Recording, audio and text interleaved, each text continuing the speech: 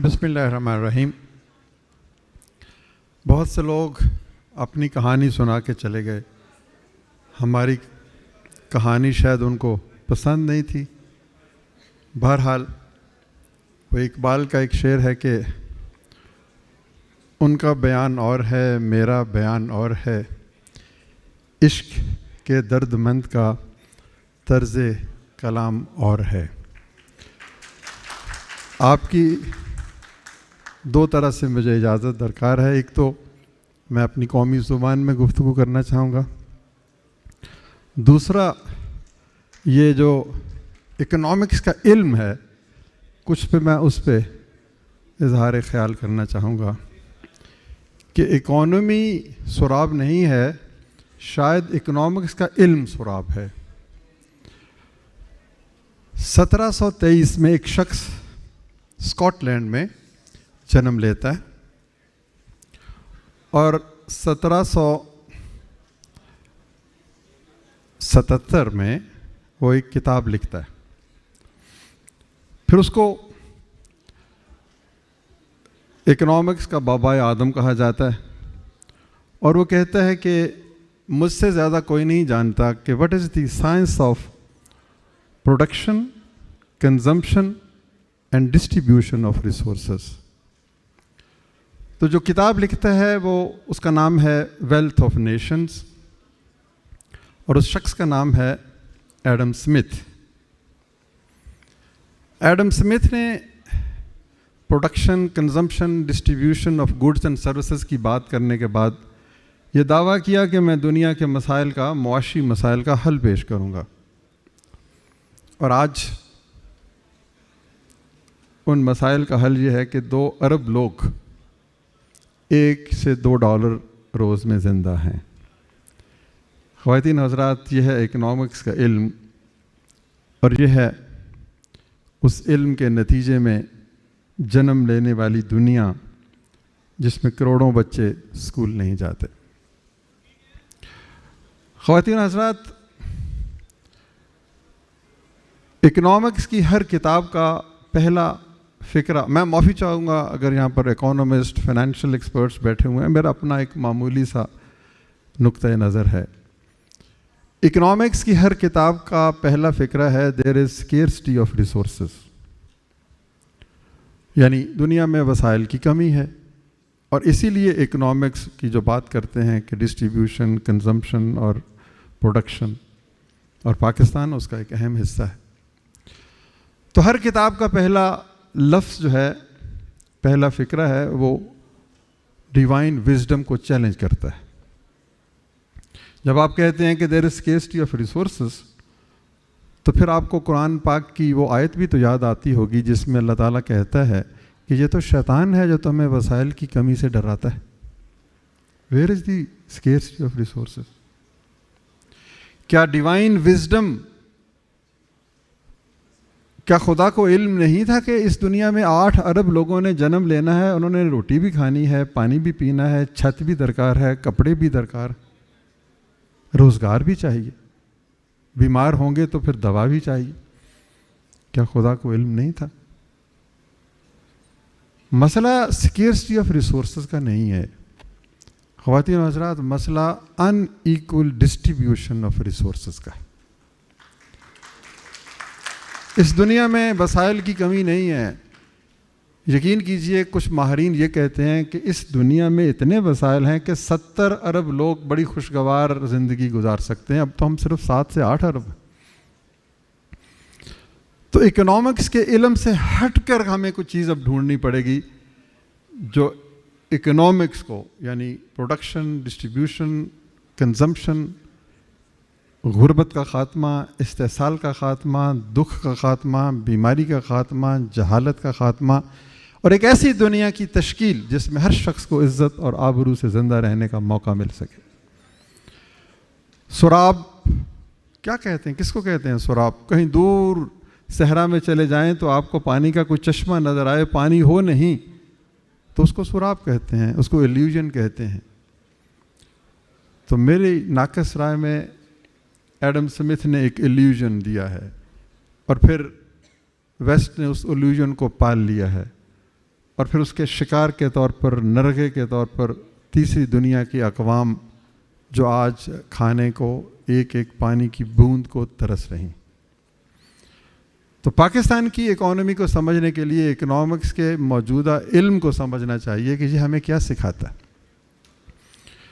میں صرف مختصر سی، بڑی طویل سی بات ہو سکتی ہے لیکن میں مختصر سی چند باتیں کہوں گا کہ اکنامکس کا علم، import export, inflation, liberalism, neo liberalism, market economy, بڑے بڑے لفظ ہیں. کیسے الٹیمیٹ آبجیکٹو تو غربت کا خاتمہ ہے، وسائل کی مساوی تقسیم ہے. وانٹس اور وشز اس دنیا میں ضرورت کے مطابق ہر شخص کے لیے ہے، لیکن اگر ہم خواہشوں کی سلیب پہ لٹکیں تو پوری دنیا بھی ہمارے لیے کم ہے. سب سے پہلے تو ضرورت اور خواہش کے فرق کو سمجھنا ہے کہ اللہ تعالیٰ فرماتے ہیں کہ جو ضرورت سے زائد ہے وہ دے دو. یعنی پہلے اپنی ضرورت پوری کر لو، جو بھی ضرورت ہے اس کا تعین خود کرو، لیکن اس سے زائد جو ہے وہ تمہارا نہیں ہے، وہ تم دے دو. آپ کہتے ہیں میری ضرورت 2 گھر ہیں، 10 گاڑیاں ہیں، ہوائی جہاز ہے. اگر آپ جسٹیفائی کر سکتے ہیں تو کوئی نہیں پوچھے گا، خدا بھی نہیں پوچھے گا. وہ تو کہتا ہے اپنی ضرورت کے تعین کرو، باقی دس از اکنامکس. اب پاکستان کی باری آئی. ہم غریب ہیں، بڑے بڑے اکانومسٹ آتے ہیں، IMF آتا ہے، ان کے در نیاز پہ ہم سجدہ ریز ہو جاتے ہیں. ہم کہتے ہیں ہمارے مسائل کا حل بتاؤ. ہمارے مسائل کا حل تو موجود ہے. دنیا کے اکثر ممالک ہیں جو 100 من گندم اگاتے ہیں 1 ایکڑ سے، اور ہم 28 من اگاتے ہیں. آج اگر ہم 28 کو ڈبل کر لیں تو غربت کہاں جائے گی؟ پھر انرجی، جتنی سورج کی تمازت ہمارے ہاں ہے، جتنی ہوا ہمارے ہاں ہے، تو سولر انرجی اور ونڈ انرجی کہاں گئی؟ کس کو IMF کے پاس جانے کی ضرورت ہے؟ میر کیا سادہ ہیں بیمار ہوئے جس کے سبب، تھوڑی سی میں تحریف کروں گا، اسی عطار کے بیٹے سے دوا لیتے ہیں. کیا ہمیں نہیں پتا کہ زراعت کی ضرورت پوری کرنے کے بعد یہ ونڈ انرجی، یہ سولر انرجی ہمارے پاس موجود ہے؟ جس ملک کے پاس کئی 100 کلومیٹر کوسٹل لائن ہو اور وہ وہاں سے مچھلی نکال کے دنیا میں فروخت نہ کر سکے، پھر آپ کو غربت کا سامنا تو کرنا پڑے گا. ایک قدم اور آگے بڑھیں. کہتے ہیں کہ جی دنیا میں 5واں ملک ہے ہمارا جس میں جانور، گائے، بھینسیں، بھیڑ، بکریاں. ہماری گائے 7 کلو دودھ دیتی ہے اور کسی اور کی گائے 30 کلو 40 کلو دودھ دیتی ہے. تو جو ہمارے چارہ گر ہیں، کیا ان کو IMF سے پوچھنا پڑے گا کہ ہماری گائے 7 کلو سے 30 کلو تک کیسے جائے گی؟ وہ کسی نے کہا، اختیار بیگ صاحب بڑا ادبی ذوق رکھتے ہیں، ایک مشہور شعر ہے کہ ہر چارہ گر کو چارہ گری سے گریز تھا، ورنہ جو اپنے دکھ تھے بہت لادوانا تھے. تو چارہ گر کو چارہ گری سے گریز. اب یہ کوئی راکٹ سائنس ہے کہ ہم کہیں کہ جی ہم اپنی دودھ کی پیداوار 7 کلو سے بڑھا کر 23 کلو کریں گے، گندم کی پیداوار 28 سے بڑھا کر 50 60 70 کریں گے، سورج کی شعاؤں کو گرفتار کریں، بجلی پیدا کریں گے. صحراؤں میں، وادیوں میں، گلشنوں میں ہوا چلتی ہے، خوشگوار ہوا ہے، دل کے بند کواڑ کھولتی ہے، اس کو بھی ہم گرفتار کر کے بجلی پیدا کریں گے. یہ بارش جو پاکستان میں ہوتی ہے، جب نہیں ہوتی تو بھی ہم روتے ہیں، جب ہوتی ہے تو بھی ہم آنسو بہاتے ہیں. رین واٹر ہارویسٹنگ ایک لفظ آپ نے سنا ہوگا. اگر ہم رین واٹر ہارویسٹنگ کے تحت صرف لاہور میں 10,000 رین ہارویسٹر بنا لیں تو لاہور میں اس وقت 400 سے نیچے فٹ سے نیچے پانی چلا گیا، وہ 150 پہ آ جائے گا، اور سڑک پر آپ کو بارش کے بعد 10 منٹ میں پانی کا ایک قطرہ نظر نہیں آئے گا. ہم نے اپنے گاؤں میں ایک رین ہارویسٹر بنایا ہے. وہ لوگ ارد گرد کے دیکھنے آتے ہیں کہ جی آپ کے گاؤں میں تو اب کچھ پانی کا جوہر ہی نہیں ہے. پھر ایک اور قدم بڑھائیں. اکانومی کی ہم نے بات کرنی ہے. بہت بڑی باتیں کی گئیں کہ یہ اکانومی کے لیے امپورٹ بڑھائیں گے, ایکسپورٹ کم کریں گے, انفلیشن یہ ہوگی. مجھے تو ان باتوں کی یقین کیجئے سمجھ نہیں آتی. ایڈم سمتھ کو بھی سمجھ نہیں آتی تھی, لیکن پتہ نہیں اس نے کیسے یہ ساری کلیشیز پیش کر دی ہے. اب ٹورزم ہے, اس ملک میں ٹورزم کو پروموٹ کر دیں. کیا ہمیں IMF سے پوچھنا پڑے گا کہ جی سڑک بنانی ہے, ہوٹل بنانا ہے, اچھا کھانا دینا ہے, ہاسپٹیلٹی ہے, بس تھوڑا سے کوئی نقشے وقشے بنانے ہیں؟ کون سا مسئلہ ہے؟ کتنی اس میں مشکل پیش آئے گی کہ ہم شجرکاری شروع کر دیں. ہم کہیں کہ یہ ہر گھر والا ایک درخت لگائے گا اور پھلدار درخت لگائے گا. جتنی زرخیز یہ سرزمین ہے اس میں تو آپ پتھر کا بیج بھی بو دینا تو کوئی نہ کوئی پھل نکل آئے گا. آپ کوئی اس کے اوپر نہیں پھر سب سے لو ہینگنگ فروٹ آج کل IT ہے. اتنے ذہین نوجوان دنیا میں اس وقت پتہ نہیں 6-7 بلین ڈالرز کی ہماری ایکسپورٹ ہے. بڑی آسانی سے یہ 15-20 بلین ڈالر تک جا سکتی ہے. 15-20 بلین ڈالر. اور اگر تھوڑی سی creativity, imagination, out of box, درد مندی, پولیٹیکل ول, یہ سب کچھ شامل ہو جائے تو 100 بلین ڈالر تک بھی ہم جا سکتے ہیں. تو یہ کوئی مسائل ایسے نہیں ہیں جن کو ہم عبور نہ. میں نے آپ کو 5-6 چیزیں گنائی. I am not an economist, میں کوئی سوشل, میں عام سماجی ورکر ہوں. میں دیہات میں رہتا ہوں. 70% پاکستان دیہات میں رہتا ہے. ہم نے آج تک دیہات میں کوئی اچھا بیج پیدا کیا. میں نے دیکھا بہت سی, میں نے یونیورسٹیوں کے وائس چانسلر سے پوچھا کہ آج تک ہم 28 من پہ کیوں اڑے ہوئے ہیں. اور یقین کیجئے پاکستان میں ایک شخص سے میں ملا ہوں, وہ 125 من ایکڑ سے گندم پیدا کرتا ہے. کون ہے وہ شخص؟ ایسے کو تو ہم کبھی تمغہ امتیاز نہیں دیتے, ایسے کو تو کبھی ہم مارنے تو نہیں آئے. میں ان سے خوف زدہ ہوں. تو یہ کیسے نہیں ہو سکتا؟ یہ 125 من گندم لیتا ہے ایک شخص اس دنیا, اس پاکستان میں. تو یہ ہماری زرعی یونیورسٹیاں کیا کر رہی ہیں؟ لائف سٹاک میں نے آپ کو بتا دیا, انرجی میں نے آپ کو بتا دی, ٹورزم میں نے آپ کو بتا دیا, IT میں نے آپ کو بتا دی, پلانٹیشن میں نے آپ کو بتا دی. پاکستان کی اکانومی کے مسائل کا حل باہر نہیں ہے, اندر اس ملک میں ہے, اس مٹی میں ہے, ان لوگوں میں ہے, اس سینے میں ہے, اس درد مند دل میں ہے جو شاید نہیں رہا, پولیٹیکل ول میں ہے.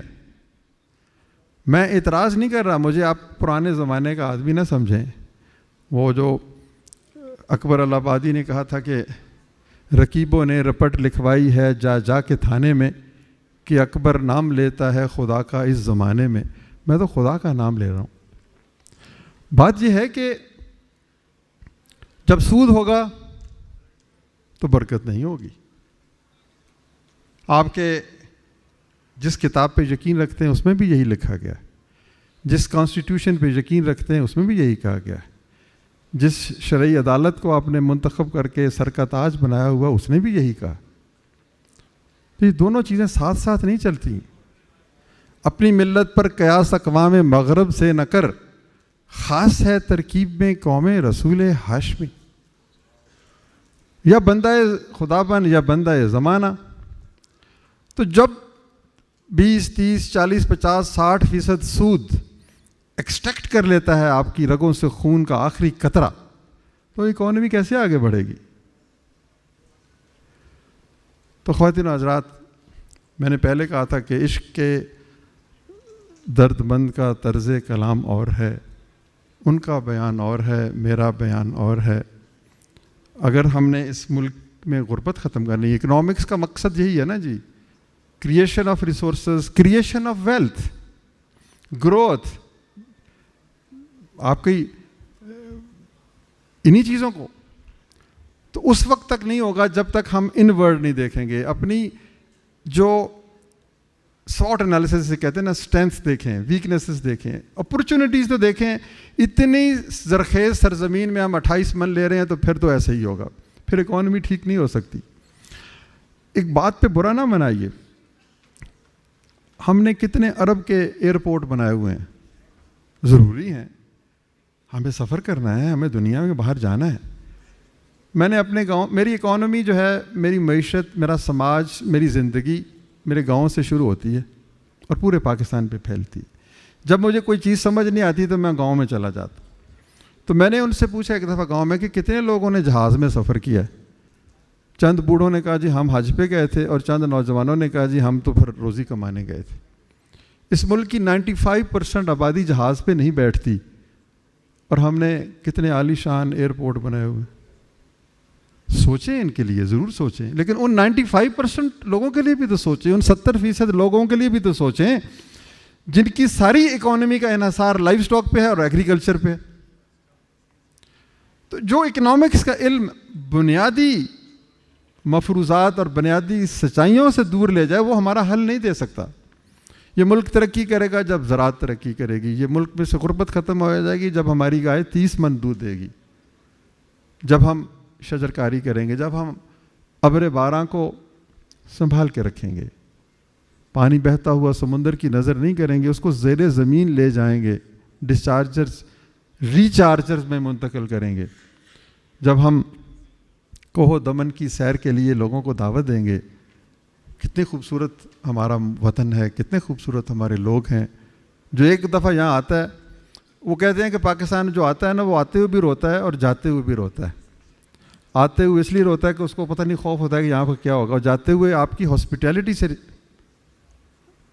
آئی کنکلوڈ جی, میرا آخری یہی بات میں کہنا چاہوں گا کہ ہماری اکانومی میں بے پناہ سکت ہے, بے پناہ گنجائش ہے, بشرطے کہ ہم اپنی اسٹرینتھس کو ایگزامن کریں, اسٹرینتھس کو اور بہتر کریں.